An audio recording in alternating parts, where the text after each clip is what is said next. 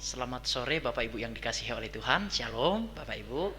Salam damai sejahtera dari Tuhan Yesus Kristus, kekasih jiwa kita. Kiranya segala rahmat, kasih karunia, damai sejahtera, anugerah Tuhan, perlindungan Tuhan, pertolongan Tuhan, kasih sayang Tuhan selalu ada dalam kehidupan kita, baik hari ini kekal sampai selama-lamanya. Terima kasih buat kehadiran dari Bapak Ibu Saudara sekalian yang selalu semangat di dalam menyaksikan ibadah PA ini, untuk memperbekali kita di dalam pengertian kita tentang Alkitab. Tentu memang tidak mudah jikalau kita menjalani ibadah PA, namun Bapak Ibu, Tuhan akan memampukan kita untuk memahami firman-Nya yang begitu suci, begitu murni, supaya kita juga bisa memberi pertanggungjawaban terhadap orang-orang yang datang menanyakan tentang pengharapan kita. Namun sebelum kita memahami atau menggali Alkitab, alangkah baiknya kita akan nyanyikan beberapa pujian untuk kita menyembah Tuhan dan untuk kita menyerahkan ibadah kita dari awal hingga pada akhirnya. Oleh sebab itu kita akan naikkan satu pujian untuk mengawali ibadah kita. Pujian yang sangat lama, Jiwaku Merindukanmu ya Allah yang hidup. Kita akan belajar pujian ini secara bersama-sama.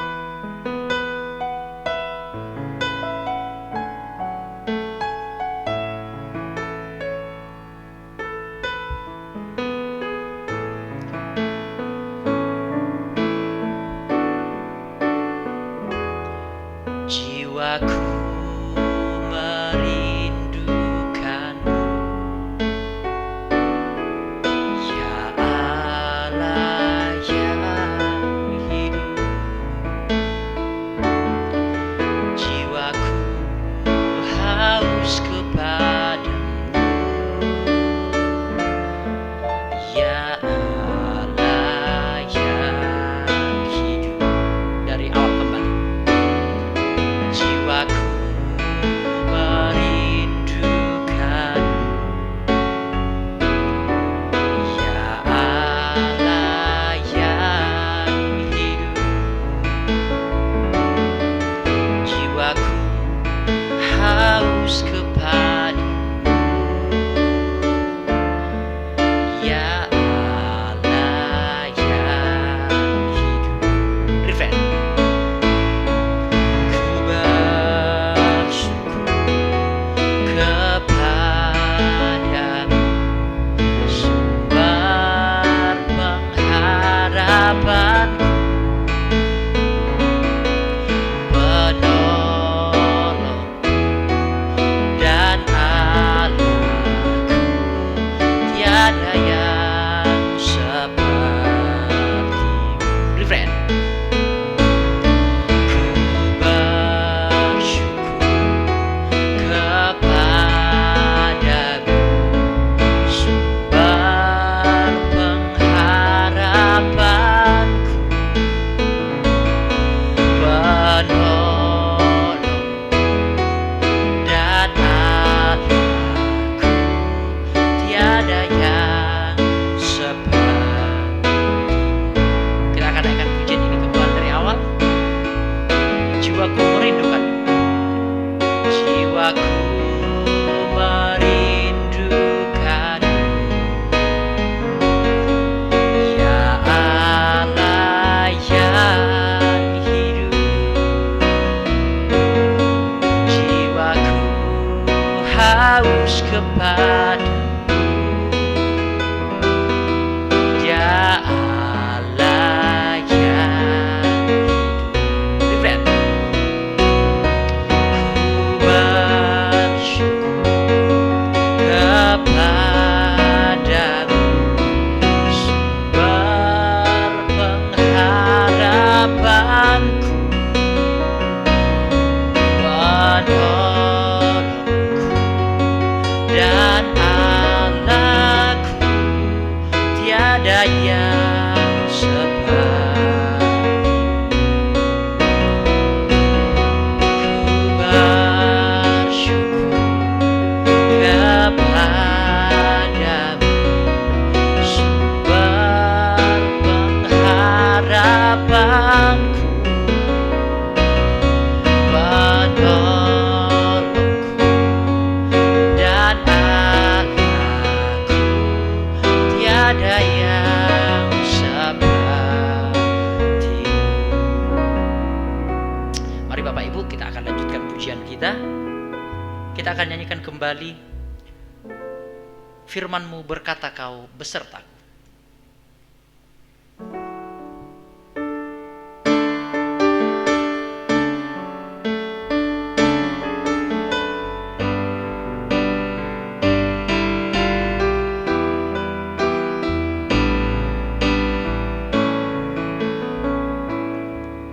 Firman-Mu berkata Kau besertaku, maka kuat roh dan jiwaku. Amin. Tangan-Mu Tuhan selalu ku nantikan, di setiap langkah ku percaya, dengan sayap-Mu ku akan terbang tinggi di tengah badai hidup. Ku tak menyerah, Kau kekuatan dan perlindungan bagiku. Pertolongan-Mu di tempat maha tinggi.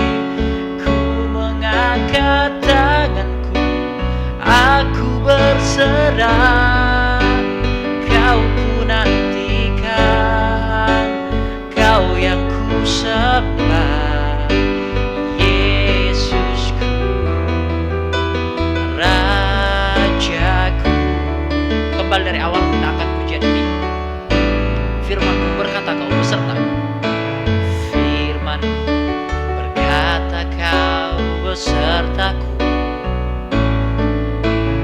maka kuat roh dan jiwaku. Tangan-Mu Tuhan selalu ku nantikan, di setiap langkah ku percaya, dengan sayap-Mu ku akan terbang tinggi di tengah badai hidup.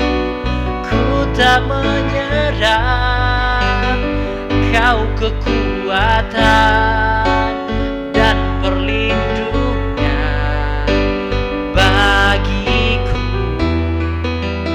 Pertolongan-Mu di tempat maha tinggi. Ku mengangkat tanganku, aku berserah. Kau ku nantikan, Kau yang ku sembah, Yesusku. Refrain. Rajaku, dengan sayap-Mu ku akan terbang tinggi di tengah badai hidup. Ku tak menyerah, Kau kekuatan dan perlindungan bagiku. Pertolongan-Mu di tempat maha tinggi. Ku mengangkat tanganku, aku berserah. Kau ku nantikan, Kau yang ku sembah, Yesusku, Rajaku. Mari Bapak Ibu, tiba saatnya kita akan mendengarkan firman Tuhan, dan kita akan angkat satu pujian untuk kita mendengarkan firman Tuhan. Seperti rusa rindu sungaimu, seperti rusa rindu sungaimu.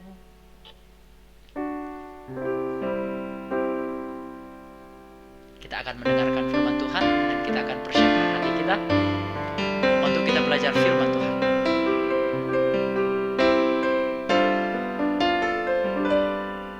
Seperti rusa rindu sungaimu, jiwaku rindu Engkau.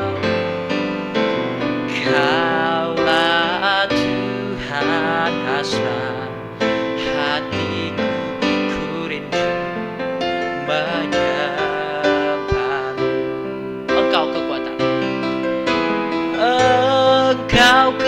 kekuatan dan perisaiku, kepadamu rohku berserah. Kaulah Tuhan hasrat hatiku, ku rindu menyambar. Yesus, Yesus, Yesus, Yesus, Kau berarti bagiku. Yesus, Yesus, Kau segalanya bagiku. Kita angkat kembali dari awal, seperti rusa rindu sungai. Seperti rusa rindu sungai, jiwaku rindu Engkau. Kaulah Tuhan hasrat hatiku, ku rindu menyembah. Engkau kekuatan dan perisaiku, Engkau kekuatan dan perisaiku, kepadamu rohku berserah. Kaulah Tuhan hasrat hatiku, ku rindu menyembah. Yesus, Yesus, Yesus, Yesus, Kau berarti bagiku. Yesus, Yesus, Kau segalanya. Refrain, Yesus, Yesus,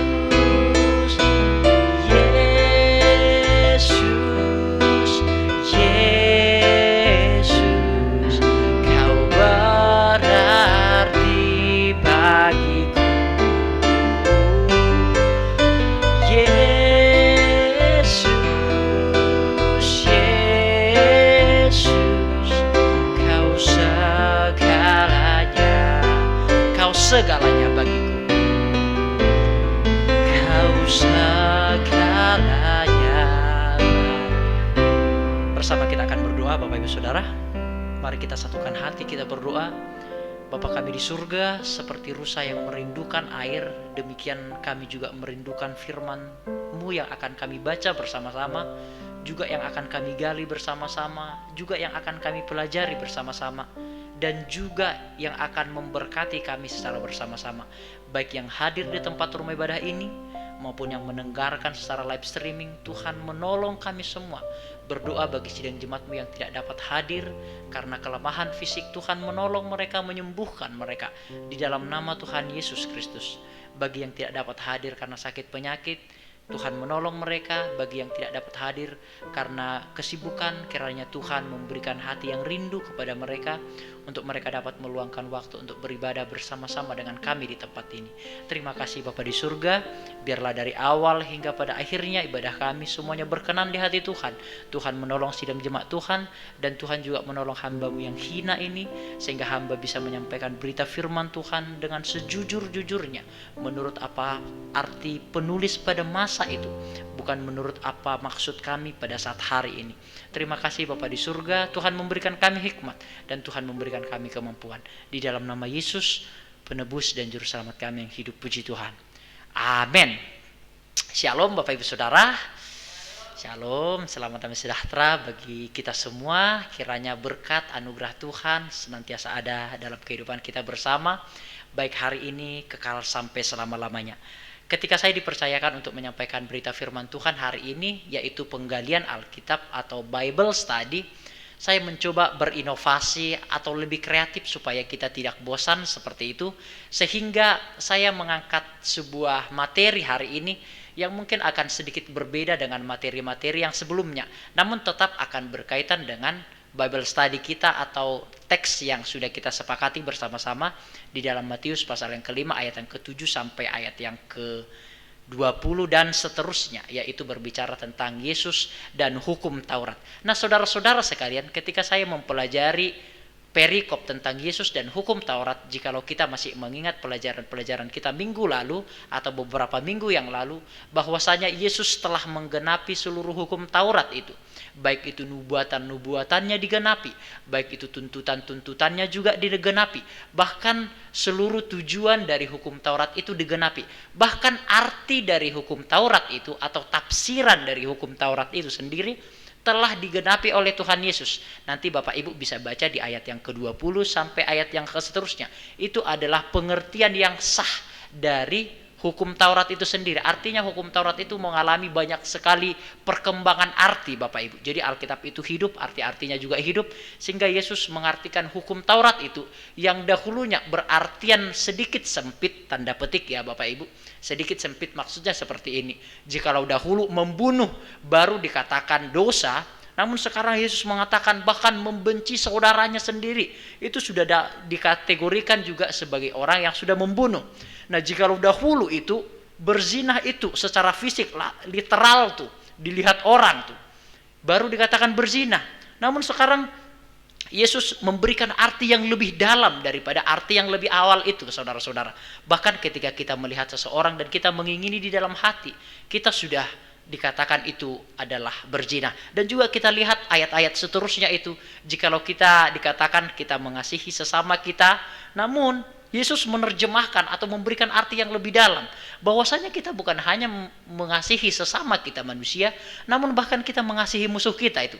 Jadi ada perkembangan arti Bapak Ibu Saudara, dari yang dahulunya hukum Taurat itu tanda petik loh ya, berartian sedikit sempit, namun Yesus mengembangkan. Itulah yang saya namakan bahwa Yesus itu menunjukkan tujuan dari hukum Taurat itu atau memberikan arti yang lebih dalam dari hukum Taurat itu, sehingga Yesus betul-betul menggenapi seluruh hukum Taurat itu. Yesus tidak melanggar hukum Taurat sama sekali, namun seluruhnya telah digenapi oleh Yesus, dan Yesus satu-satunya pribadi yang dapat menggenapi seluruh tuntutan dan seluruh semua yang ada dalam hukum Taurat itu. Nah, saya akan memberikan beberapa pemahaman saudara-saudara sekalian.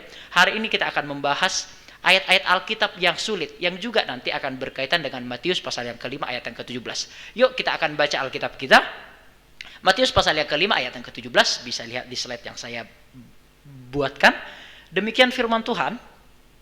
Janganlah kamu menyangka bahwa aku datang untuk meniadakan hukum Taurat atau kitab para nabi. Aku datang bukan untuk meniadakannya, melainkan untuk menggenapinya. Jadi saudara-saudara sekalian, perkataan Yesus di dalam Matius pasal yang kelima ayat yang ke-17 ini seperti klarifikasi Bapak Ibu. Klarifikasi itu saya sebutkan definisi sederhananya adalah memberikan penjelasan bagi mereka yang salah memahami atau yang salah menyangka. Jadi ada beberapa orang yang salah menyangka di dalam ajaran Yesus, sehingga Yesus memberikan klarifikasi. Klarifikasi itu artinya adalah memberikan penjelasan yang salah dimengerti oleh orang-orang awam pada saat hari itu, atau bisa juga kita katakan ahli-ahli Taurat dan orang-orang Farisi, saudara-saudara sekalian.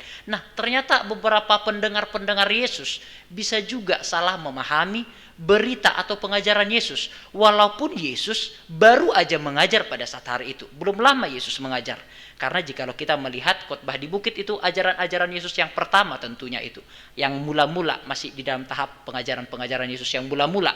Namun orang-orang sudah mulai salah kaprah terhadap ajaran-ajaran Yesus, salah sangka terhadap ajaran-ajaran Yesus, yang berpikir bahwa ajaran Yesus ini telah melanggar hukum Taurat. Nah, janganlah kamu menyangka. Ternyata ada yang salah sangka di situ terhadap ajaran-ajaran dari Yesus Kristus, saudara. Mungkin karena metodenya berbeda, atau mungkin karena cara penyampaiannya berbeda, atau mungkin karena kuasanya yang berbeda. Itu yang membuat orang mulai salah paham terhadap ajaran-ajaran Yesus, saudara-saudara. Nah, ternyata ajaran-ajaran Yesus bukan hanya disalahpahami oleh pendengar-pendengar Yesus pada zaman itu, saudara-saudara. Baik itu ahli-ahli Taurat, orang-orang Farisi, atau murid-murid Yesus juga, atau orang-orang awam. Namun ternyata banyak sekali ternyata ayat-ayat itu juga banyak disalahpahami oleh orang Kristen pada zaman yang sekarang, Bapak Ibu. Itu maksudnya poin yang ingin saya sampaikan. Jadi saya fokus kepada janganlah kamu menyangka, supaya kita lebih inovatif aja saudara-saudara. Jadi saya akan nanti menyampaikan beberapa poin-poin Alkitab, tema-tema Alkitab yang ayat-ayat itu sulit. Itu yang pertama, kita akan menjawab ayat-ayat yang sulit. Yang kedua, nanti kita akan menjawab ayat-ayat yang sering kali disalahartikan, saudara-saudara. Jadi 2 poin itu akan kita bahas.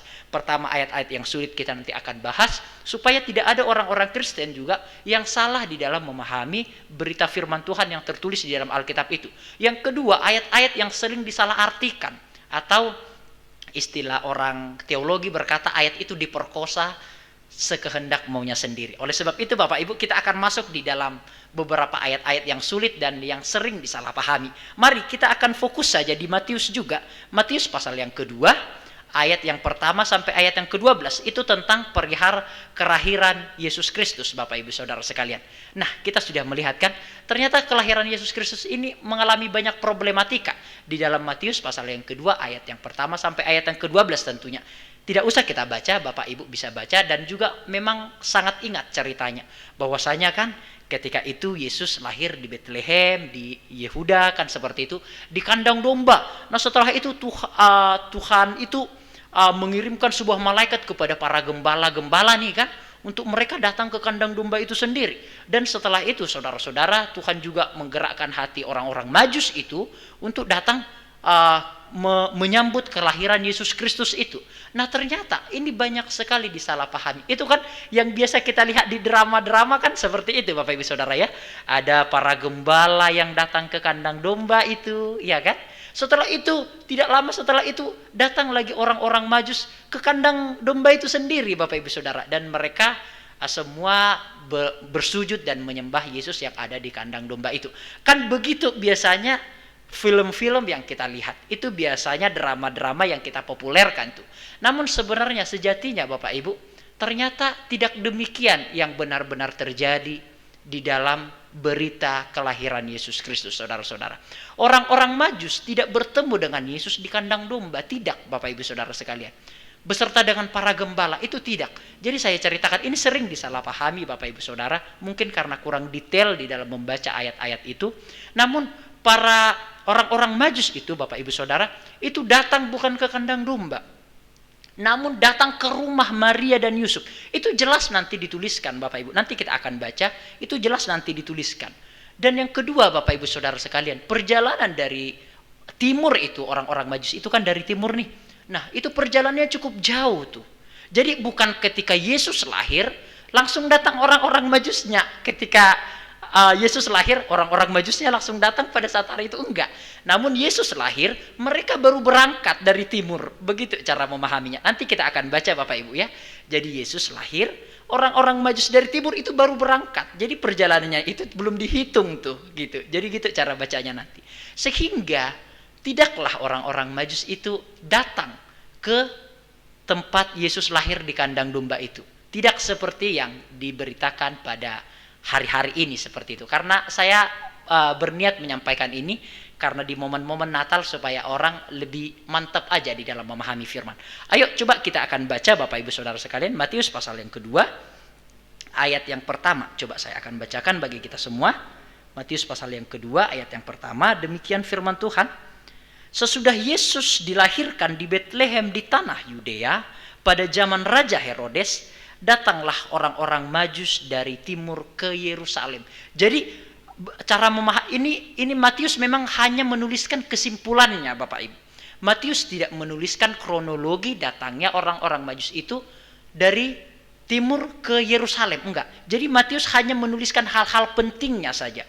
Oh, jadi Yesus lahir di Bethlehem Yehuda, baru orang-orang Majus itu berangkat dari timur itu ke Yerusalem. Tidak dijelaskan berapa lama perjalanannya. Namun kita akan melihat dari catatan-catatan sejarahnya, kita akan temukan beberapa lama nanti mereka di dalam perjalanan itu saudara-saudara.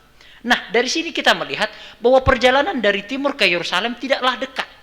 Jikalau kita melihat saudara, perjalanannya kurang lebih hampir setengah tahun Bapak Ibu. Ada yang mengatakan setengah tahun, ada yang mengatakan 2 bulan, 3 bulan, 1 bulan. Jadi estimasinya dari 1 bulan sampai setengah tahun.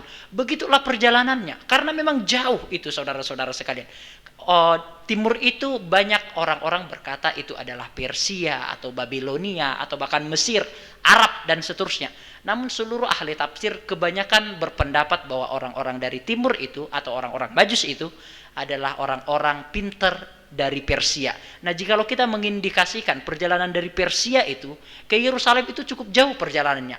Atau kita katakanlah, kita artikanlah itu perjalanannya 1 bulan itu. Jadi dari situ kita sudah melihat walaupun perjalanannya 1 bulan, setidaknya kita sudah mengetahui satu fakta bahwa orang-orang Majus tidak datang ke kandang domba itu. Itu poinnya tuh. Tidak mungkin datang ke kandang domba itu. Mengapa demikian? Karena pada hari ke-8 dituliskan oleh Lukas, Yesus itu harus disunat. Kan ya kan dituliskan oleh Lukas pada hari ke-8 harus disunat. Dan pada 40 hari setelah disunat itu, 40 hari, itu Yesus harus diserahkan ke bait Allah, ya kan? Jadi kecil sekali kemungkinan ketika Yesus sudah disunat, diserahkan ke bait Allah, kembali lagi ke kandang domba. Kan kecil sekali kemungkinan untuk itu. Dan itu tidak akan mungkin dilakukan oleh Maria. Bahkan Lukas menuliskan bahwa Yusuf dan Maria itu membawa Yesus kembali ke kampung halamannya, ke Nazaret itu. Jadi poin pertamanya itu, argumentasinya adalah bahwasanya perjalanan dari Yerusalem itu, dari timur, dari Persia ke Yerusalem itu katakanlah 1 bulan. Itu perjalanannya. Sehingga itu membuktikan bahwa orang-orang Majus itu tidak mungkin menjumpai Yesus itu di kandang domba. Nah, argumentasi yang kedua atau sanggahan yang kedua, saudara-saudara, orang Majus datang ke rumah itu bukan ke kandang. Itu kita lihat di dalam ayat yang ke-11, Bapak Ibu. Ayat yang ke-11, maka masuklah mereka ke dalam rumah itu. Jelas teksnya saudara ya. Matius pasal yang kedua ayat yang ke-11. Maka masuklah mereka, orang-orang Majus itu, ke dalam rumah itu. Nah, kebanyakan kan orang mengatakan orang Majus itu ada berapa? Ada 3 orang kan? Diindikasikan karena mereka membawa emas, kemenyan, dan mur. Namun ternyata tidaklah demikian Bapak Ibu. Orang-orang Majus itu adalah orang-orang kaya, orang-orang pintar, orang-orang terhormat, raja-raja, cendekiawan. Sehingga kecil sekali kemungkinannya mereka hanya bertiga. Tentu ada bawahan-bawahannya itu, ada anggota-anggotanya. Bahkan dikatakan dalam penemuan sejarah yang lebih terkemudian itu kira-kira ada 3.000 orang saudara-saudara sekalian. Mengapa dikatakan banyak? Karena ketika orang-orang Majus itu datang ke Yerusalem, gempar Yerusalem itu. Jikalau mereka 3 orang tentu nggak gempar itu kan seluruh Yerusalem itu kan satu provinsi itu. Jadi gempar. Jadi karena melihat orang-orang Majus itu datang. Nah, itu hanya pengertian aja supaya memberikan kita pengertian yang komplit untuk memahami firman Tuhan. Jadi jelas di situ dikatakan, maka masuklah mereka. Tidak dikatakan berapa orang. Tentu banyak jikalau kita melihat teks sejarahnya. Ke dalam rumah itu, bukan ke kandang itu. Teksnya beda, ayatnya jelas. Dan melihat anak itu bersama-sama Maria ibunya, lalu sulut menyembah dia. Mereka pun membuka tempat harta bendanya dan mempersembahkan persembahan kepadanya, yaitu emas, kemenyan, dan mur. Dan ini juga dijelaskan ketika orang-orang Majus itu sampai ke rumah Maria dan Yusuf di Nazaret itu tentunya, itu tidak dikatakan di situ ada para gembala, iya kan? Tidak dikatakan ada para gembala di sana, sehingga jelaslah bahwa orang-orang Majus itu datang ke tempat Yesus itu bukan ketika Yesus baru lahir tuh. Umurnya berapa? Enggak baru lahir Bapak Ibu. Jikalau kita mengindikasikannya, usia Yesus itu kira-kira Bapak Ibu Saudara sekalian, usia Yesus ketika orang-orang Majus itu sampai ke rumah itu, usia Yesus kira-kira usia pasti di atas 40 hari dan di bawah 2 tahun. Itu pasti. Di atas 40 hari dan di bawah 2 tahun Bapak Ibu. Nah, ini nanti akan lebih jelas ketika Herodes sudah merasa diri ditipu oleh orang-orang Majus itu. Merasa dia udah dikhianati, udah ditipu.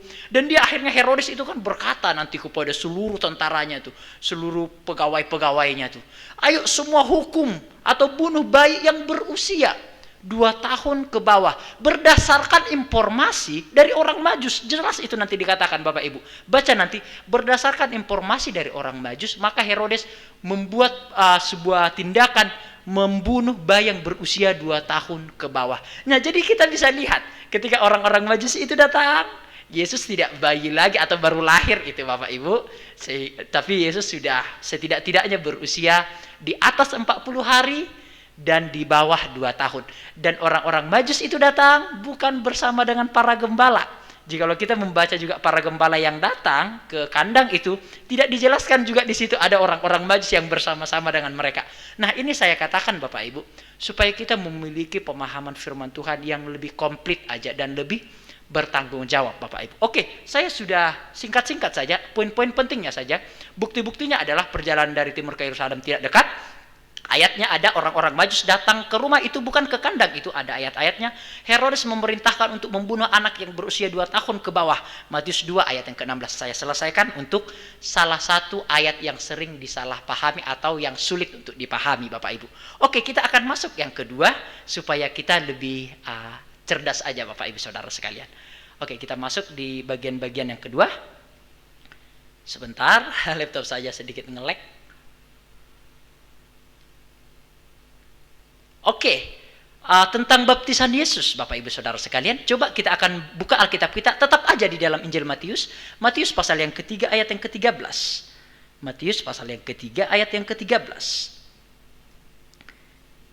Oke, ini tentang baptisan Yesus, kita akan baca aja saudara-saudara ya, sampai ayat yang ke-17 sedikit kok. Oke, Matius pasal yang ketiga ayat yang ke-13 sampai ayat yang ke-17. Maka datanglah Yesus dari Galilea ke Yordan kepada Yohanes untuk dibaptis olehnya. Tetapi Yohanes mencegah dia, katanya, "Akulah yang perlu dibaptis olehmu, dan engkau yang datang kepadaku." Lalu Yesus menjawab, katanya kepadanya, "Biarlah hal itu terjadi, karena demikianlah sepatutnya kita menggenapkan seluruh kehendak Allah." Dan Yohanes pun menurutinya. Sesudah dibaptis, Yesus segera keluar dari air, dan pada waktu itu juga langit terbuka, dan ia melihat Roh Allah seperti burung merpati turun ke atasnya.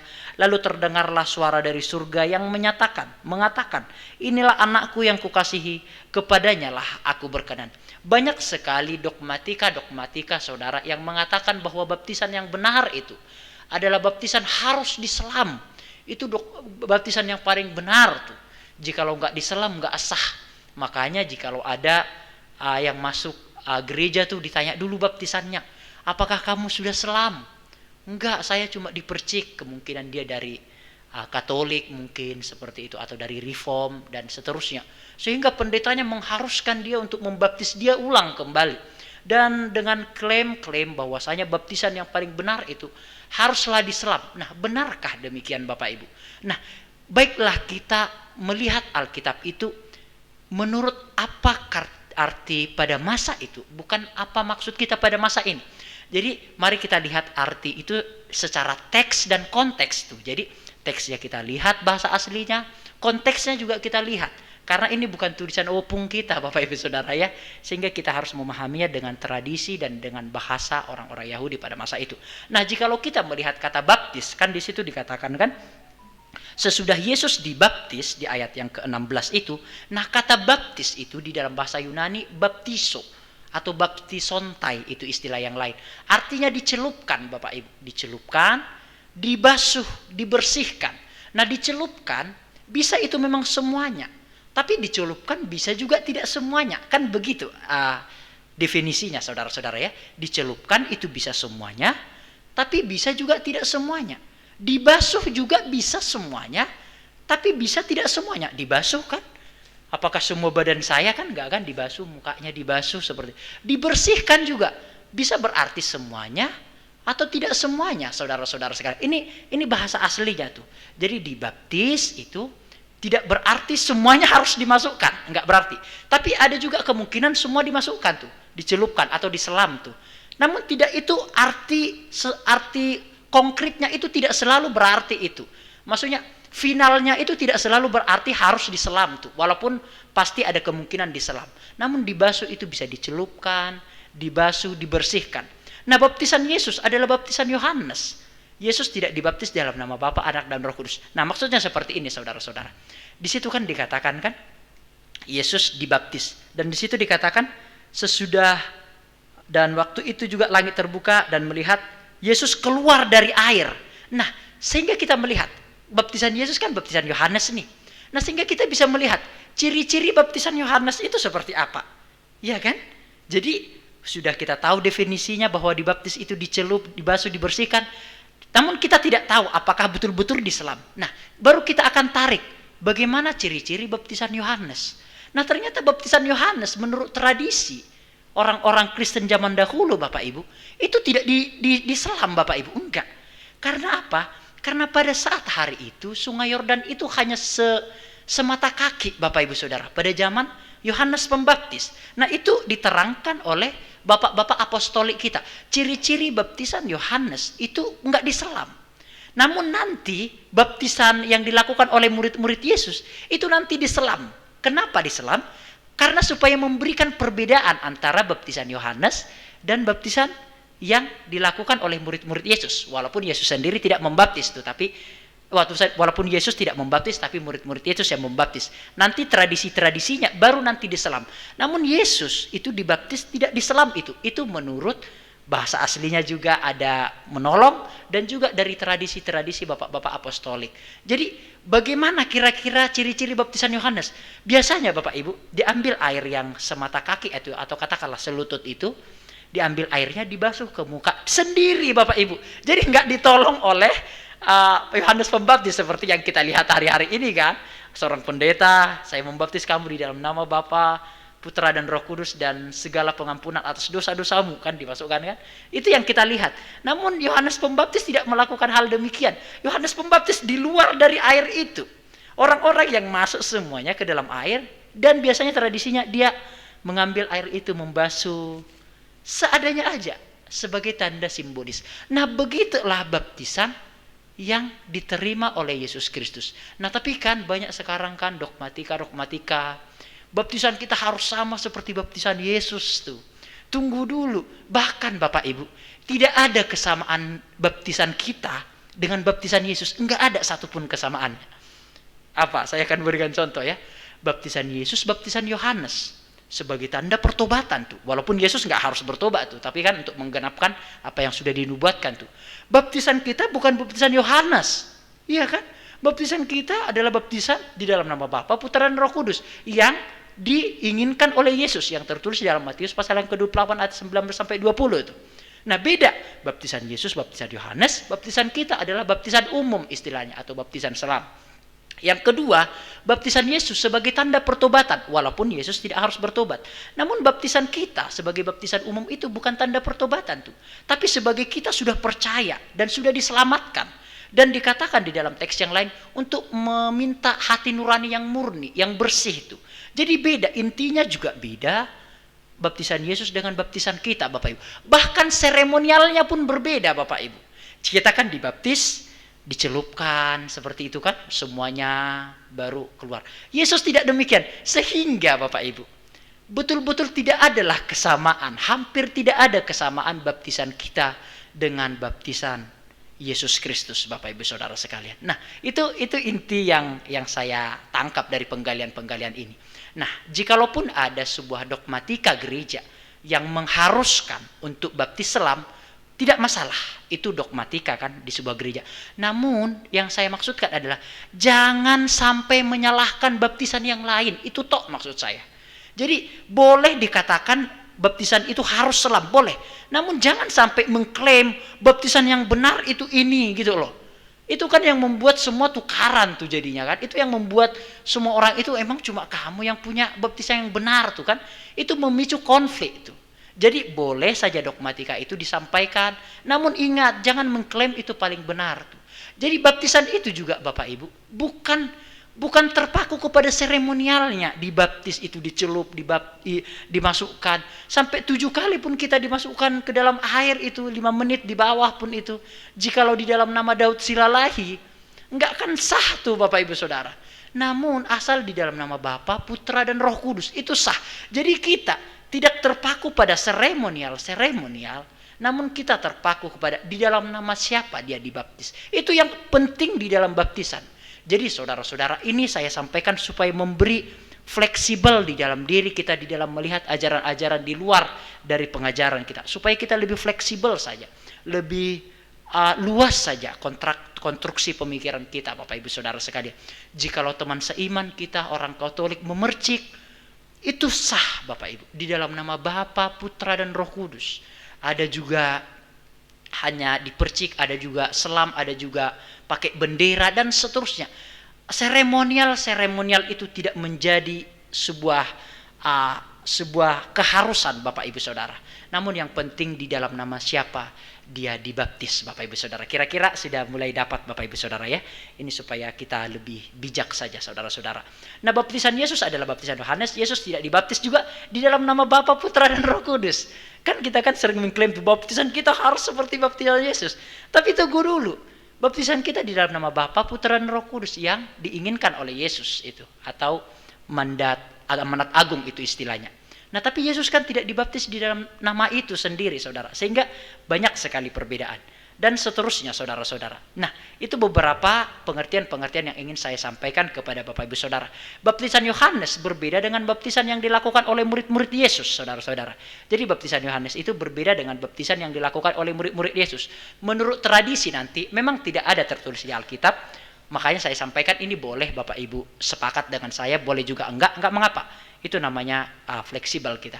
Nah, menurut tradisi nanti pada zaman-zaman apostolik itu adalah murid-murid dari murid Yesus. Jadi murid Yesus itu ada ternyata murid-muridnya seperti Clemens dari Alexandria, Ignatius, dan juga Polikarpus dan seterusnya. Menurut tradisi bapak-bapak apostolik kita atau apostolic father itu, perbedaannya nanti adalah murid-murid Yesus itu membaptis secara selam, saudara-saudara, untuk membuat perbedaan antara baptisan Yohanes dengan baptisan Yesus, saudara-saudara sekalian. Dan juga di dalam nama Bapa, Putra, dan Roh Kudus. Nah, itu nanti perbedaannya. Dan itu yang kita alami sampai hari ini, saudara-saudara. Nah, sebenarnya Yesus tidak pernah membaptis, saudara. Hanya murid-muridnya. Nanti dituliskan di dalam kitab Injil Yohanes, saudara sekalian. Nanti Bapak Ibu bisa baca. Jadi Yesus sama sekali gak pernah membaptis, tapi murid-murid Yesus yang membaptis. Oke, poin penting dari baptisan bukan pada seremonialnya, tapi di dalam nama siapa dia dibaptis. Oke, sekarang saya sudah menjelaskan dua ayat-ayat Alkitab yang sulit ataupun yang sering disalahpahami. Saya sudah mengklirkan, saya poin-poin intinya saja, tidak akan muluk-muluk. Sekarang kita akan masuk kepada poin yang ketiga, adalah ayat-ayat Alkitab yang sulit ataupun sering disalahpahami. Oke, kita akan masuk di dalam 1 Korintus pasal yang kedua ayat yang ke-9. 1 Korintus pasal yang kedua ayat yang ke-9. Saya akan bacakan bagi kita semua, bisa lihat di slide saya sediakan. Sebab apa yang tidak pernah dilihat oleh mata, yang tidak pernah didengar oleh telinga, dan yang tak pernah timbul di dalam hati manusia, semua disediakan Allah untuk mereka yang mengasihi Dia. Nah, ini kan ayat-ayat yang sering kita, mungkin saya pun pernah menyalahpahami ayat-ayat ini. Jadi Bapak Ibu, enggak usah malu mengatakan bahwa engkau salah tafsir Alkitab. Enggak usah. Saya pernah salah tafsir Bapak Ibu, bukan pernah, sering salah tafsir.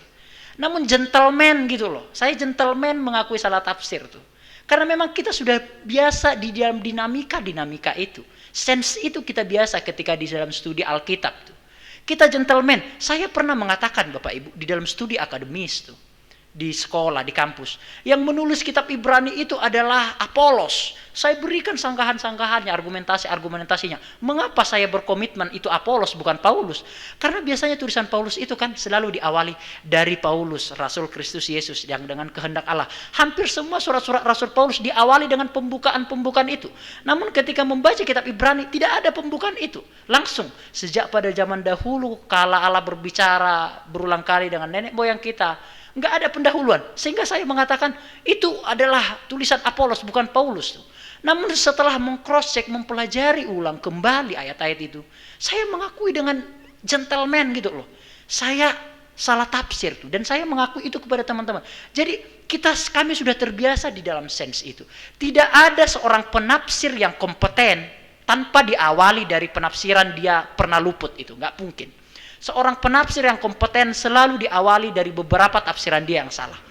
Bapak Bambang Norsena, saudara-saudara, walaupun dia sudah begitu terkenal sebagai guru besar, dia mengakui di khalayak ramai, aku pernah salah tafsir tuh.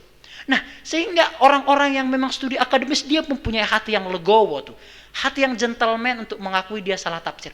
Bukan masalah salah tafsirnya yang penting Bapak Ibu, tapi mau nggak kita mengubah itu, mau nggak kita mengakui salah tafsir itu dan mengubah itu. Kan itu yang sulit di dalam hamba-hamba Tuhan tuh. Dia untuk menutupi salah tafsirnya dia membentengi diri itu. Kan begitu kan? Sensenya kan gitu, psikologinya kan gitu. Namun baiklah seorang hamba Tuhan itu berani gentleman mengakui salah tafsir dan mengubah. Salah tafsir itu hal biasa Bapak Ibu Saudara. It's normal saudara-saudara sekalian.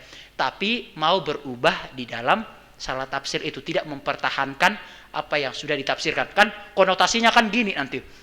Kalau aku nanti mengatakan aku pernah salah tafsir, orang nanti nggak percaya sama aku, kan begitu kan? Nah itu pemikiran orang-orang yang dahulu itu, tapi sekarang enggak.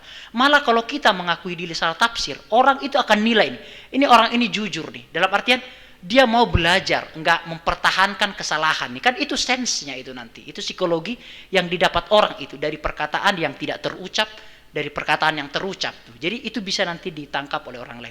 Nah, mungkin kita juga pernah mengalami salah tafsir di dalam ayat ini. Apa yang tidak pernah dilihat oleh mata, yang tak pernah dilihat oleh telinga, timbul dalam hati manusia, semua disediakan Allah bagi kita. Kan bersaksi itu banyak kan? Oke, overall saya enggak menjudge, oh kamu sesat, enggak seperti itu. Bukan itu maksud saya. Namun alangkah baiknya kita kembali kepada teks itu, saudara-saudara. Jikalaupun pernah kita mengalami apa yang tidak pernah dilihat oleh mata, didengar oleh telinga, timbul di dalam hati kita, tapi Tuhan sediakan, oke, nggak apa-apa. Tapi sebenarnya Bapak Ibu, ayat itu tidak sedikit pun berbicara tentang hal-hal jasmani Bapak Ibu. Ayat itu tidak ada sedikit pun berbicara tentang hal-hal jasmani. Nggak ada Bapak Ibu. Jikalau Bapak Ibu tidak percaya, ayo kita baca ayat itu saudara-saudara ya. Di dalam kita akan baca 1 Korintus 2 ayat yang ke-9 dan ayat-ayat sebelumnya dari ayat yang pertama nanti kita akan baca ya. Sebentar saya akan bukakan Alkitab saya. 1 Korintus pasal yang kedua ayat yang ke-9. Oke. Saya akan bacakan mulai ayat yang ke-6 aja saudara-saudara ya. Saya akan bacakan mulai ayat yang ke-6 supaya kita tahu.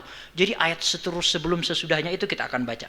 Sungguh pun demikian kami memberitakan hikmat di kalangan mereka yang telah matang, yaitu hikmat yang bukan dari dunia ini dan yang bukan dari penguasa-penguasa dunia ini, yaitu penguasa-penguasa yang akan ditiadakan. Tetapi yang kami beritakan ialah hikmat Allah yang tersembunyi dan rahasia, yang sebelum dunia dijadikan telah disediakan Allah bagi kemuliaan kita. Tidak ada dari penguasa-penguasa dunia ini yang mengenalnya. Sebab kalau sekiranya mereka mengenalnya, mereka tidak menyalibkan Tuhan yang mulia. Baru masuk ayatnya saudara ya. Tetapi ingat, ketika ada kata tetapi, itu pasti terkait dengan ayat sebelumnya. Tetapi itu kan kata peralihan kan, kata peralihan tuh dalam ilmu hermeneutik tuh. Jadi pasti akibat dari yang di atas itu akibatnya di bawah itu, tetapi itu peralihan tuh berkaitan dengan ayat yang sebelumnya. Jadi ayat yang ke-9 itu tidak bisa dilepaskan dari ayat sebelumnya tuh. Itu konteksnya tuh. Tetapi apa yang tidak pernah dilihat oleh mata dan tidak pernah didengar oleh telinga dan yang tidak pernah timbul di dalam hati manusia, semua disediakan Allah untuk mereka yang mengasihi Dia. Apa itu yang tidak pernah dilihat oleh mata dan tidak pernah didengar oleh telinga? Hikmat itu. Hikmat tentang pengertian atau Injil itu atau berita tentang keselamatan itu Bapak Ibu. Nanti kita akan baca, coba kita akan baca di ayat yang pertama saudara ya. Supaya Bapak Ibu lebih yakin dengan apa yang saya sampaikan. Ayat yang pertama. Demikian pula ketika aku datang kepadamu saudara-saudara, aku tidak datang dengan kata-kata yang indah atau dengan hikmat untuk menyampaikan kesaksian Allah yang kepada kamu. Ingat, menyampaikan kesaksian dengan hikmat untuk menyampaikan kesaksian Allah kepada kamu. Sebab aku telah memutuskan untuk tidak mengetahui apa-apa di antara kamu selain Yesus Kristus, yaitu Dia yang disalibkan. Aku juga telah datang kepadamu dalam kelemahan dan dengan sangat takut dan gemetar. Jadi Rasul Paulus datang itu pentingnya bukan hikmat dunia yang disampaikan tuh, tapi hikmat yang berasal dari Allah tuh, yaitu berita keselamatan itu, Yesus Kristus itu saudara-saudara sekalian. Nah itu Yesus Kristus itu nggak pernah timbul di dalam hati manusia. Tidak pernah didengar oleh manusia itu, timbul di dalam hati. Enggak ada saudara-saudara sekalian. Nah itulah apa yang tidak pernah didengar oleh telinga timbul di dalam hati manusia. Jikalau Bapak Ibu tidak percaya, saya akan meyakinkan saudara kembali. Kita akan baca ayat itu kan, di dalam ayat yang ke-9 itu kan. Itu kan dikutip oleh Rasul Paulus dari Yesaya pasal yang ke-64 ayat yang keempat itu kan dikutip oleh Rasul Paulus dari kitab Yesaya tuh. Demikian firman Tuhan dari Yesaya 64 ayat yang keempat. Tidak ada telinga yang mendengar dan tidak ada mata yang melihat. Seorang ilah yang bertindak bagi orang yang menanti-nantikan dia. Hanya engkau yang berbuat demikian. Kita akan baca saudara ya. Ayat yang kedua atau ayat yang pertama. Sekiranya engkau mengoyakkan langit dan engkau turun sehingga gunung-gunung goyang di hadapanmu.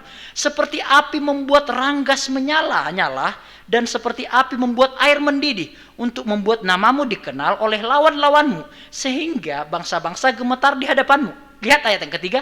Karena engkau melakukan kedahsyatan yang tidak kami harapkan.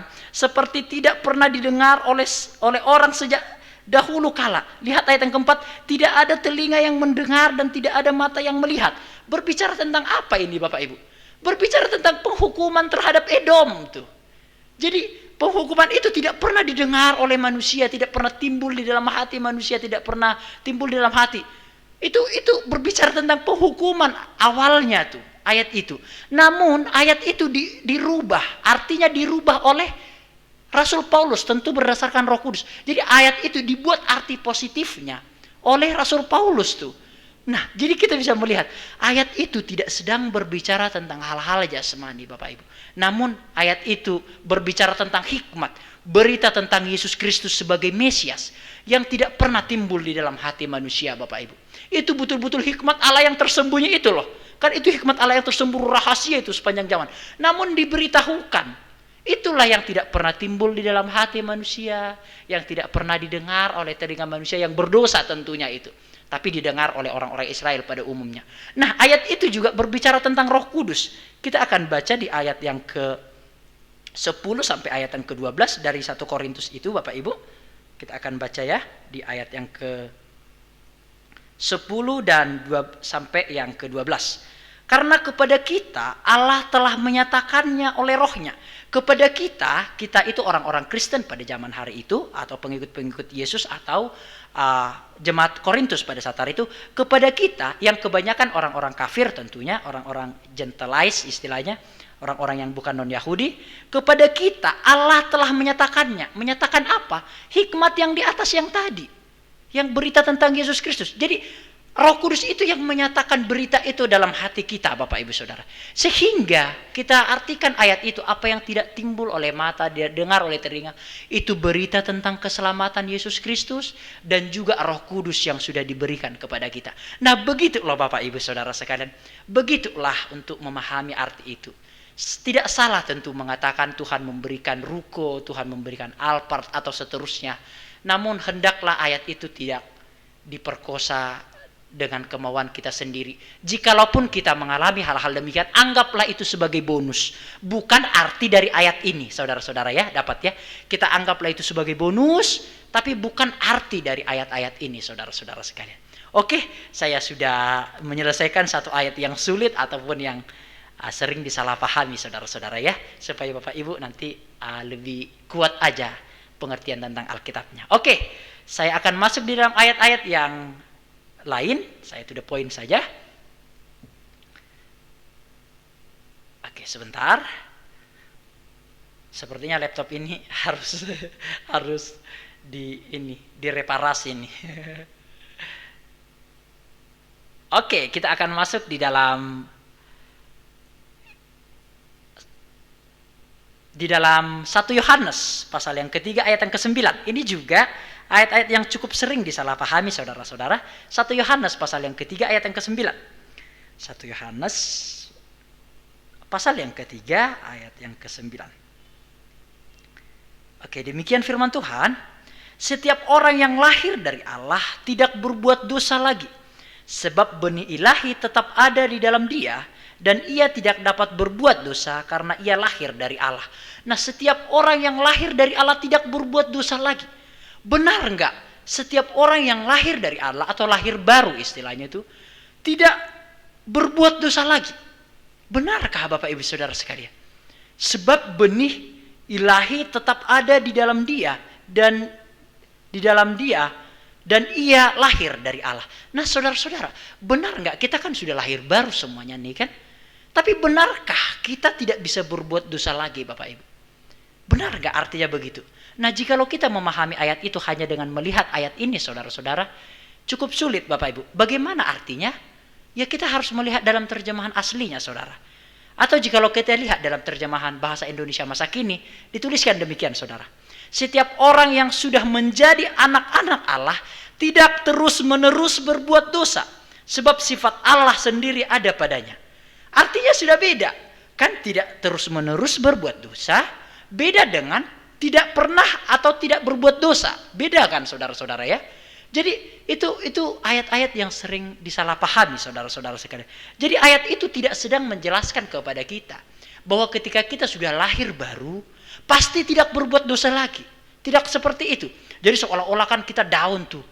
Wah aku masih melakukan dosa. Berarti aku belum lahir dari Allah tuh. Belum lahir baru aku. Karena ayat Alkitab berkata setiap orang yang lahir dari Allah tidak berbuat dosa lagi. Nah ini bahaya kan saudara-saudara ya. Kan membuat down tuh. Nah ayatnya saudara, jikalau kita melihat dalam terjemahan aslinya. Saya akan membuat nanti terjemahan bahasa aslinya. Dalam King James Version saudara, Alkitab bahasa Inggris. Whoever is born of God doth not commit sin. Tidak memiliki komit untuk melakukan dosa. Maksudnya tidak merancangkan diri untuk melakukan dosa atau tidak sengaja berbuat dosa gitu loh saudara-saudara. Orang-orang yang lahir dari Allah tidak dia komit tuh. Maksudnya nanti aku akan mencuri tuh. Dia tidak akan komit tuh. Oh nanti aku akan maki-maki dia tuh. Aku akan dusta tuh. Aku akan ini tuh. Orang yang lahir dari Allah tidak akan komit untuk melakukan itu. Enggak dirancangkan gitu loh. Enggak hidup di dalam dosa itu sendiri. Nah itu artinya dalam bahasa Yunani disebutkan saudara-saudara poiei atau not practice. Tidak dilakukan setiap hari gitu loh. Enggak menjadi habit gitu loh. Bukan menjadi habitnya. Nah ini kan ketika kita memahami ayat ini kan dari terjemahan aslinya clear semuanya kan. Jadi orang yang lahir dari Allah memang masih ada potensi untuk jatuh di dalam dosa. Namun dia tidak akan hidup di dalam dosa itu. Beda saudara-saudara ya. Orang yang lahir dari Allah memang masih bisa salah. Saya pun bisa salah Bapak Ibu. Bukan hanya bisa salah. Saya kerap kali banyak salah Bapak Ibu Saudara. Namun tidak hidup di dalam kesalahan itu. Mau bangkit di dalam kesalahan-kesalahan itu. Nah itulah saudara-saudara arti dari ayat itu. Jadi ketika kita mungkin ada dalam kesalahan. Atau kita pernah salah tuh. Atau kita pernah jatuh tuh. Jangan beranggapan bahwa kita tidak lahir dari Allah. Enggak. Kita lahir dari Allah Bapak Ibu Saudara sekalian.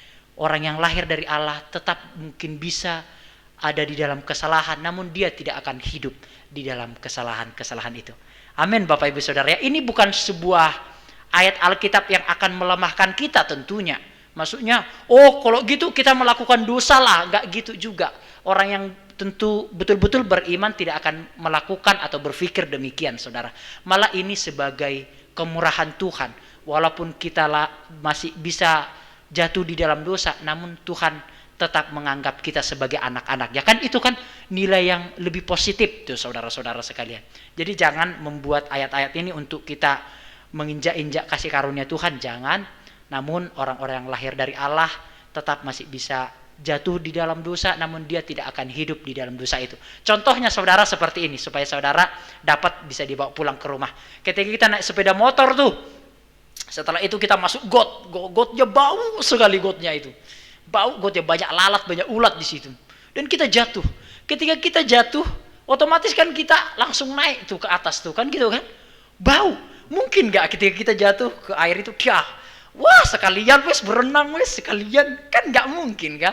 Wah nanggung gaya kodok, gaya katak wes, kan nggak mungkin saudara kan. Demikian juga orang-orang percaya. Jikalaupun ia jatuh atau gagal, dia tidak akan terus-menerus di situ Bapak Ibu. Dia terus akan bangkit karena dia tahu itu kotor saudara-saudara sekalian ya.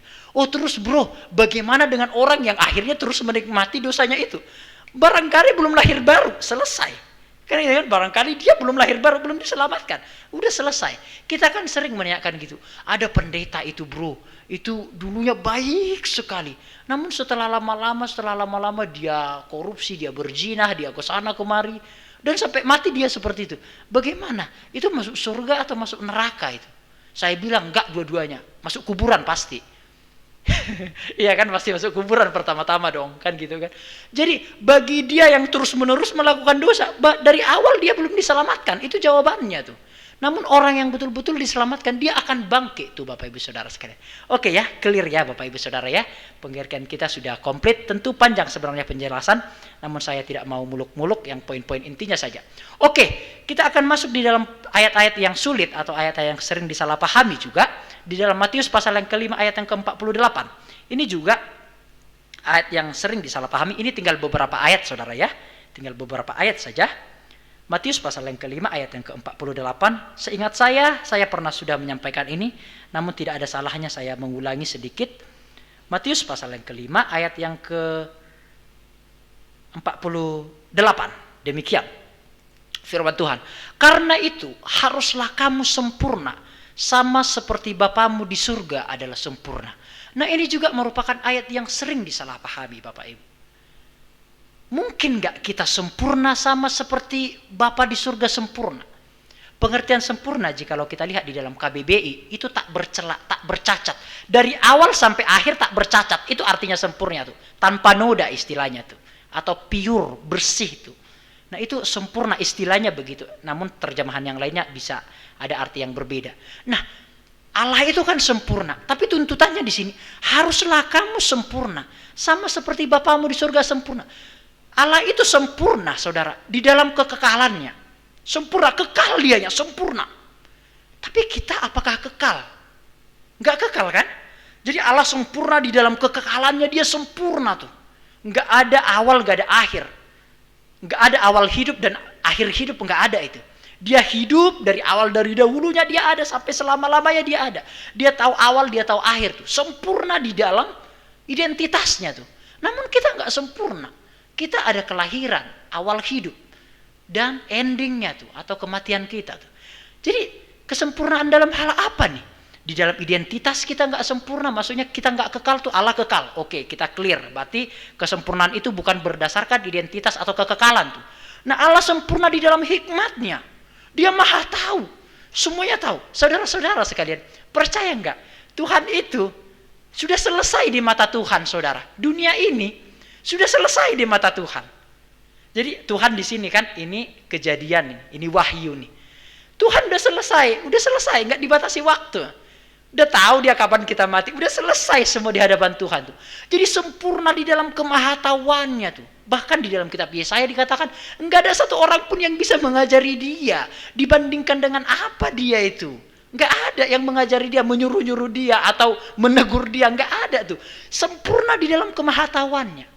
Nah kita, apakah sempurna di dalam kemahatauan? Tentu enggak. Pengetahuan kita berproses tuh. Ketika kita belajar, makin berproses. Ketika kita semakin belajar, semakin kita tidak tahu tuh. Percaya gak saudara-saudara? Semakin kita belajar, semakin kita tidak tahu. Semakin kita belajar, semakin kita merasa diri bodoh tuh. Iya Bapak Ibu, biasanya begitu. Karena, ternyata aku gak tahu. Ternyata dipelajari, oh iya ya aku gak tahu ya. Oh iya ya aku nggak tahu ya, kan begitu kan, semakin belajar semakin tidak tahu tuh, itu bahasa filosofinya tuh.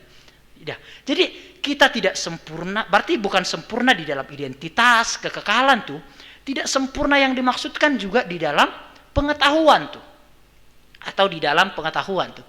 Nah juga tidak mungkin sempurna di dalam kemahakuasaan. Kan kita nggak maha kuasa, tapi Allah itu maha kuasa kan.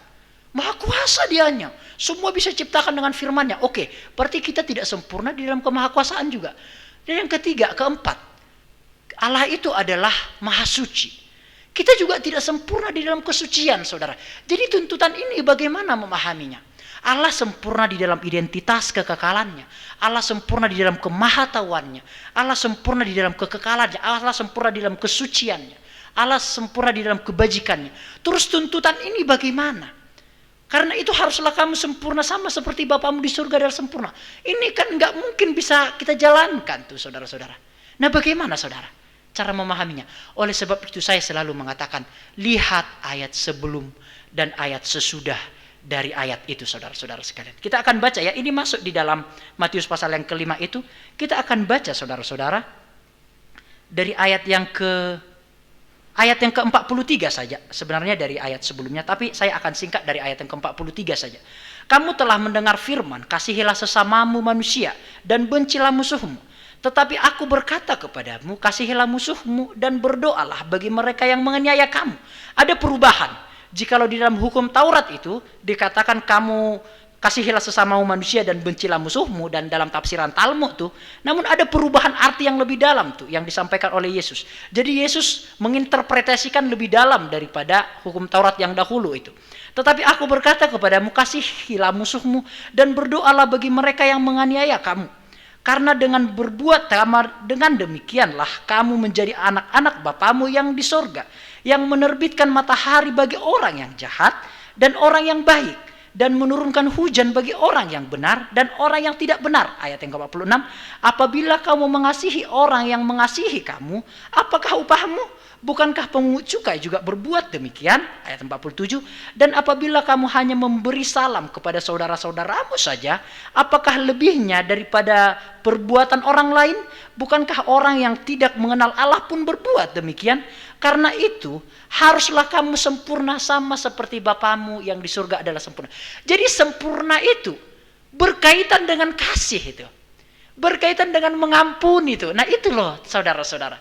Jadi kesempurnaan yang dituntut itu tidak berkaitan dengan yang namanya identitas Allah yang kekal. Tidak berkaitan dengan kemahakuasaan Allah.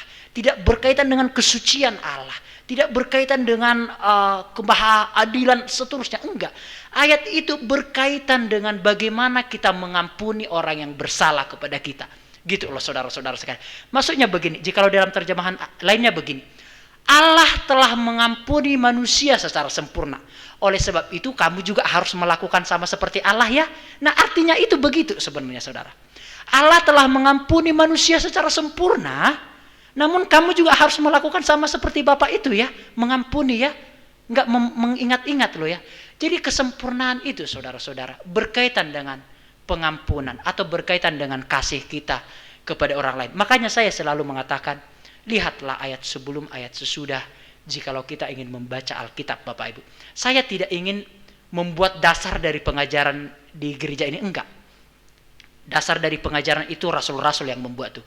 Saya hanya ingin meletakkan dasar dari sebuah tafsiran saudara-saudara. Supaya nanti semua anak-anak Tuhan yang ada di tempat ini bisa bersaing secara akademis tuh.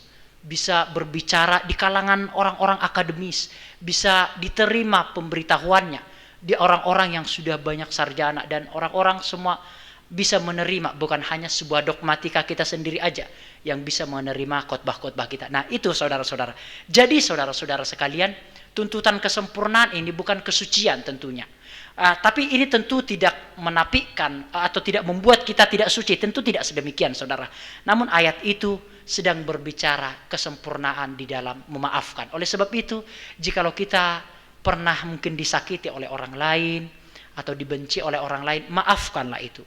Karena Allah sendiri telah mengampuni orang-orang yang berdosa juga saudara. Bahkan di kayu salib kan Yesus kan berkata, ampunilah mereka sebab mereka tidak tahu apa yang mereka perbuat. Jadi kesempurnaan itu yang dimaksudkan adalah berkaitan dengan kasih, mengasihi orang lain dan mengampuni orang lain. Tidak berkaitan dengan identitas Allah, kemahakuasaan, keadilan, kesucian dan kebenaran Allah. Tidak berkaitan dengan hal-hal itu saudara-saudara sekalian.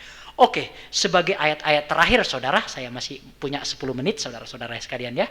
Sebagai ayat-ayat terakhir, saya ingat sebuah ayat yang tertulis di dalam Matius juga saudara-saudara. Saya lupa tadi mencatat sebuah ayatnya di dalam Matius juga. Sebentar saya akan carikan saudara-saudara sekalian.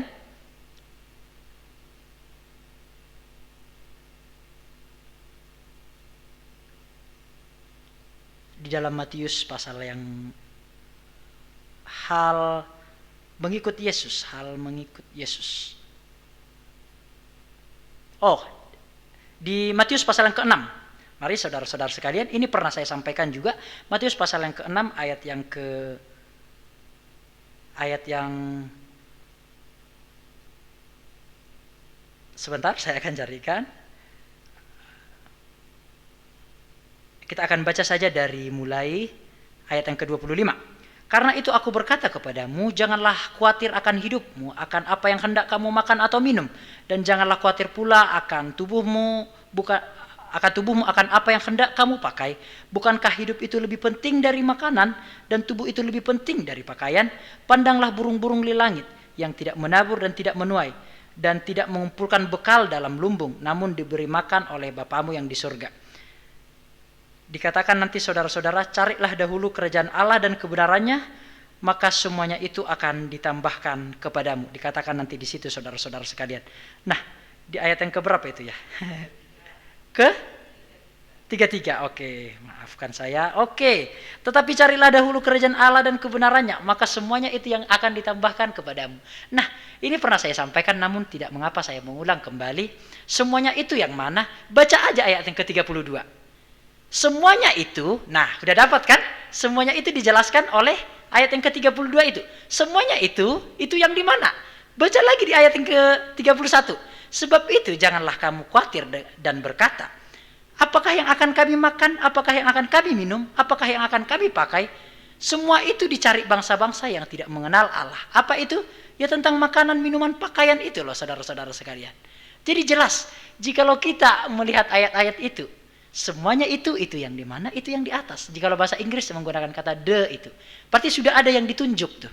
Jadi makanan, minuman, pakaian. Jikalaupun Tuhan bisa menambahkan kita di ayat kita cari kerajaan Allah, Tuhan menambahkan kita berkat-berkat, tentu tidak salah, namun biarlah itu kita artikan sebagai bonus, bukan arti teks dari hal ini. Karena artinya jelas, berbicara tentang makanan, minuman, pakaian. Supaya Bapak Ibu, pendeta itu nggak boleh memberi harapan palsu kepada jemaatnya gitu loh. Jadi jangan sampai nanti jemaatnya kecewa, udah datang beribadah kok nggak nambah-nambah yo, semuanya itu nggak ada yo gitu kan. Padahal makanan, minuman, pakaian. Dan saya percaya orang yang sering beribadah pasti makanan, minuman, pakaian itu tidak akan berkekurangan Bapak Ibu. Jadi berkaitan dengan kebutuhan-kebutuhan kita, bukan keinginan-keinginan kita. Sebagai ayat yang terakhir Bapak Ibu, saya tidak akan mencatat ayatnya, saya akan sampaikan saja. Sebagai yang terakhir, ini sering disalahpahami tentunya. Ada satu ayat berkata demikian, bahwa tubuh kita ini adalah bait Allah, dan kita tidak boleh merusak tubuh ini sebagai bait Allah itu ya. Jikalau saya tidak salah, boleh diralat di dalam surat Korintus itu jikalau saya tidak salah. Jadi tubuh kita ini adalah bait Allah dan tidak bisa rusak. Nah, orang-orang Kristen atau hamba-hamba Tuhan sering sekali menggunakan ayat ini untuk menegur orang yang merokok tuh. Enggak apa-apa, benar adanya, benar, saya sepakat untuk hal itu. Namun, kalau hanya untuk orang yang merokok, saya tidak sepakat. Mengapa saudara-saudara? Jika kita cek ayat itu, jikalau saya tidak salah di dalam surat Korintus itu Om ya, kalau saya iya surat Korintus. Yang penting saya dapat surat Korintus. Nah, ayat itu kan dituliskan oleh Rasul Paulus. Ingat, pada zaman Rasul Paulus belum ada rokok tuh, iya kan? Jelas tuh belum ada rokok. Sehingga Rasul Paulus tidak akan mungkin bermaksud untuk mereka yang merokok tuh. Bukan berarti nanti nggak bisa dikenakan kepada rokok, bisa, itu sah. Tapi itu nanti dulu. Kita pahami dulu arti literalnya, apa maksud Rasul Paulus. Nah, pada zaman jemaat Korintus Bapak Ibu, ada yang melakukan percabulan Bapak Ibu. Sesama keluarga tuh Bapak Ibu. Dan ya begitulah, sesama keluarga Sodom dan Gomora lah itu Bapak Ibu. Dan ada yang menyembah berhala Bapak Ibu saudara sekalian. Dan ada patung-patung yang mengorbankan dirinya untuk berhala-berhala itu saudara-saudara sekalian. Jadi banyak orang yang merusak tubuhnya, membuat tato-tato. Mereka berteriak-teriak Bapak Ibu. Orang Kristen juga terjerumus di sana. Jikalau kita lihat teksnya saudara. Jadi mereka menari-nari sambil mengoyak-ngoyakkan tubuhnya tuh. Menyayat-nyayat tubuhnya tuh. Supaya sebagai persembahan lah itu. Sehingga Rasul Paulus katakan, jangan rusak tubuhmu loh ya. Tubuhmu itu bait Allah loh ya. Jadi pada zaman itu berkaitan dengan percabulan supaya tidak kena penyakit-penyakit. Dan juga berkaitan dengan penyembahan-penyembahan berhala tuh. Dipersembahkan bayi-bayi dan seterusnya. Jikalau kita lihat sejarah yang lebih dalam tuh. Nah, sehingga Rasul Paulus dikatakan jangan rusak tubuhmu. Karena tubuh itu adalah bait Allah. Nah, di zaman yang sekarang bagaimana menariknya? Intinya kan adalah tidak diperbolehkan segala sesuatu yang merusak tubuh. Itu kan asasnya saudara ya. Tidak diperbolehkan apapun yang merusak tubuh. Nah sekarang saya mau tanya, apakah yang merusak tubuh itu hanya rokok tuh? Kan gitu, poinnya kan di situ kan. Jadi betul-betul dipahami dulu prinsipnya, baru dijabarkan tuh. Pahami dulu prinsipnya. Boleh merokok, ditegur untuk orang yang merokok, boleh. Tapi bukan hanya itu. Yang sering begadang juga harus ditegur tuh. Begadang kan merusak tubuh tuh. Yang sering minum-minuman berformalin, minum-minuman bergula-gula itu juga harusnya ditegur tuh, saudara. Yang sering main game anak-anak kita, bukankah itu merusak mata, saudara-saudara sekalian? Jadi sampaikanlah ayat itu dari asasnya dulu, dari prinsipnya dulu, baru dijabarkan. Boleh kepada orang yang merokok, tapi bukan hanya itu gitu loh. Kan seolah-olah kan kita menganggap orang yang merokok itu lebih jahat daripada orang yang begadang tuh kan. Enggak, sama. Merusak tubuh dua-duanya. Bahkan yang merokok itu enggak mencelakakan orang lain tuh kan begitu. Saya enggak pendukung yang merokok, enggak. Namun pahamilah asasnya. Makanya saya enggak berani menegur orang yang merokok. Kenapa Bapak Ibu? Karena sebenarnya kita semua perokok Bapak Ibu. Semua kita ini merusak tubuh sebenarnya. Namun dengan cara yang berbeda. Sebenarnya kalau mau jujur loh ya. Sebenarnya kita semua ini merusak tubuh hanya dengan cara yang berbeda aja. Ada yang merusak tubuh dengan merokok, ada yang merusak tubuh dengan begadang, ada yang merusak tubuh dengan main game, ada yang merusak tubuh dengan makan makanan yang jeruan-jeruan, semuanya itu udah darah tinggi, makan sate kambing. Kan itu, jadi konstruksinya itu, poinnya itu dipahami dulu, asasnya, baru dijabarkan secara luas. Jangan hanya ayat itu dipakai hanya untuk yang perokok, Bapak Ibu Saudara sekalian. Nah itu yang saya maksudkan. Hamba-hamba Tuhan juga nggak boleh hanya memakai ayat itu. Padahal hamba Tuhan itu juga jika lo ditanya itu sebenarnya dia juga merusak tubuh juga itu sebenarnya. Hanya dengan cara yang berbeda. Orang merusak tubuh kan dengan merokok itu. Namun dia merusak tubuh dengan cara yang lain mungkin. Makanya saya juga nggak berani mengatakan karena saya juga terkadang masih begadang. Namun saya tetap berproses supaya tidak begadang seperti itu. Nah itulah saudara-saudara sekalian yang ingin saya sampaikan. Kiranya poin-poin ini boleh memberikan perbekalan. Setidaknya begini saudara, yang saya maksudkan kesimpulan dari ini semua. Saya ingin memberikan konstruksi berpikir di dalam memahami Alkitab. Saya tidak mengatakan ini loh yang benar, enggak. Tapi dari cara penjabaran saya itu kan nanti akan saya wariskan tuh. Setidaknya, konstruksi berpikir di dalam memahami Alkitab itu begini. Jadi memberikan disiplin ilmu itu jauh lebih penting daripada memberikan hasil dari ilmu. Jikalau ada orang yang berkata kepada saudara, di mana Bapak Ibu mau diberikan 100 juta atau bagaimana cara mendapatkan uang 100 juta? Apa yang Bapak Ibu minta? Ayo ada, jikalau saya kasihkan, ada dua pilihan, saya kasih 100 juta atau saya beritahu cara mendapatkan 100 juta. Ayo gimana? Saya akan memilih diberitahu cara mendapatkan duit 100 juta. Karena jikalau saya hanya mendapatkan 100 juta, setelah 100 juta itu hilang, saya nggak dapat dari 100 juta. Tapi ketika saya tahu mendapatkan 100 juta, saya udah dapat ilmunya tuh. Ketika habis 100 juta, saya masih dapat 100 juta karena saya punya ilmu. Nah itulah motivasi saya. Saya mau mengatakan semua hal ini supaya terkonstruksi cara di dalam menyampaikan berita firman Tuhan. Tentu tidak harus sama dengan saya. Namun cara penggaliannya itu begitu. Intinya, satu kalimat, intinya untuk merangkum ini semua. Sampaikanlah firman itu secara teks dan konteks. Teks itu bahasa aslinya, konteks itu ayat sebelum, ayat sesudahnya, dan sejarah-sejarah yang ada di dalam teks itu sendiri. Itu kesimpulan dari apa yang saya sampaikan. Puji Tuhan, Tuhan memberkati kita semua. Berbahagialah mereka yang membaca, yang merenungkan, dan yang melakukan firman Tuhan. Tuhan memberkati kita bersama. Saya undang pemain musik untuk maju ke depan.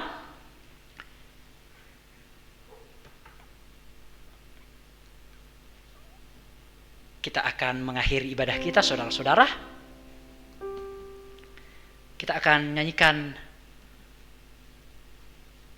lagu yang pertama tadi, lagu yang pertama. Jiwaku merindukanmu ya Allah yang hidup.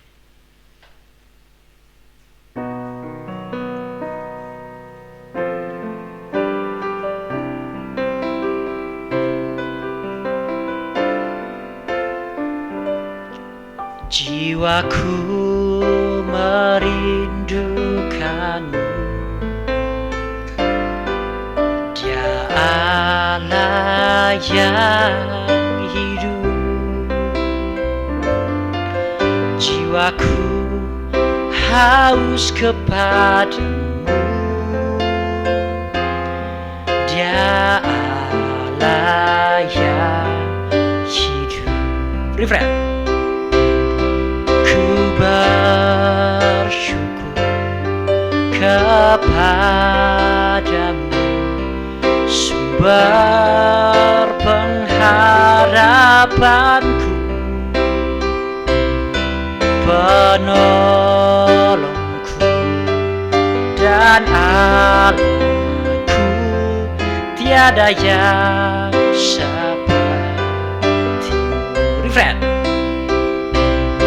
Ku bersyukur kepadamu, sumber pengharapanku, penolongku dan Allahku,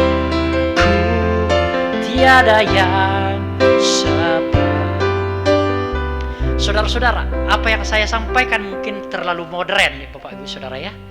Mungkin belum banyak bisa diterima oleh orang-orang zaman sekarang. Namun percayalah Bapak Ibu, 10 tahun ke depan Bapak Ibu, semua hamba-hamba Tuhan akan menggunakan prinsip yang saya pakai Bapak Ibu Saudara. Karena Kementerian Agama Republik Indonesia mengharuskan hamba-hamba Tuhan itu memiliki sekolahnya itu. Tentu ijazah itu tidak menjadi tolok ukur tentunya, tapi yang penting kan belajar Bapak Ibu. Mungkin sekarang belum banyak diterima atau bahkan disalahpahami itu karena mungkin melawan dogmatika tuh kan. Namun saya berpikir firman Tuhan harus lebih tinggi dari dogmatika Bapak Ibu. Firman Tuhan mengevaluasi dogmatika, bukan firman Tuhan tunduk kepada dogmatika Bapak Ibu Saudara sekalian. Nah, kiranya ini bisa memberkati kita semua. Mari kita akan bangkit berdiri bersama-sama Bapak Ibu. Saya persilahkan Bapak Gembala kita untuk menaikkan doa berkat bagi kita semua.